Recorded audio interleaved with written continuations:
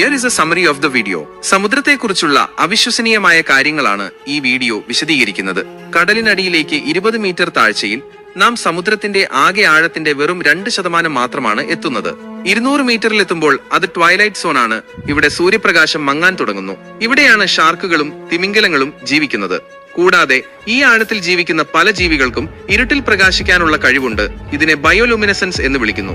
1000 metre താഴ്ചയിൽ അത് mid night zone ആണ്. ഇവിടെ ഒട്ടും വെളിച്ചമില്ല, അതുകൊണ്ട് തന്നെ ശക്തമായ സമ്മർദ്ദമുണ്ട്. ഏകദേശം 1600 ആനകളുടെ ഭാരം ഒരുമിച്ച് ശരീരത്തിൽ അനുഭവപ്പെടുന്നത് പോലെയാണ് ഈ സമ്മർദ്ദം.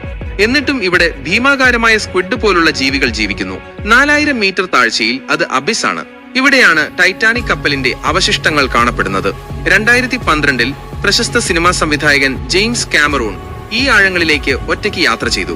6000 മീറ്റർ താഴ്ചയിൽ അത് ഹഡോൾ സോൺ ആണ്. ഇവിടെ അഗ്നിപർവ്വത മുഖങ്ങളിൽ നിന്ന് തിളച്ച ധാതുക്കൾ പുറത്തേക്ക് വരുന്നു. ഈ അസാധ്യമായ സാഹചര്യങ്ങളിലും ജീവികൾ ഇവിടെ അതിജീവിക്കുന്നു. അവസാനമായി 11000 മീറ്റർ താഴ്ചയിൽ മരിയാന ട്രെഞ്ച് ആണ്. ഇത് ലോകത്തിലെ ഏറ്റവും ആഴം കൂടിയ സ്ഥലമാണ്. എവറസ്റ്റ് കൊടുമുടി ഇവിടെ താഴ്ത്തിയാൽ പോലും പൂർണ്ണമായും മുങ്ങിപ്പോകും. ഈ വീഡിയോ നമ്മെ ഓർമ്മിപ്പിക്കുന്നത് മനുഷ്യൻ ചൊവ്വയെക്കുറിച്ച് കൂടുതൽ പഠിച്ചിട്ടുണ്ടെങ്കിലും നമ്മുടെ സ്വന്തം സമുദ്രത്തെക്കുറിച്ച് ഇനിയും ഒരുപാട് കാര്യങ്ങൾ കണ്ടെത്താനുണ്ടെന്നാണ്. ഓരോ യാത്രയിലും പുതിയ കണ്ടെത്തലുകൾ നമ്മെ കാത്തിരിക്കുന്നു.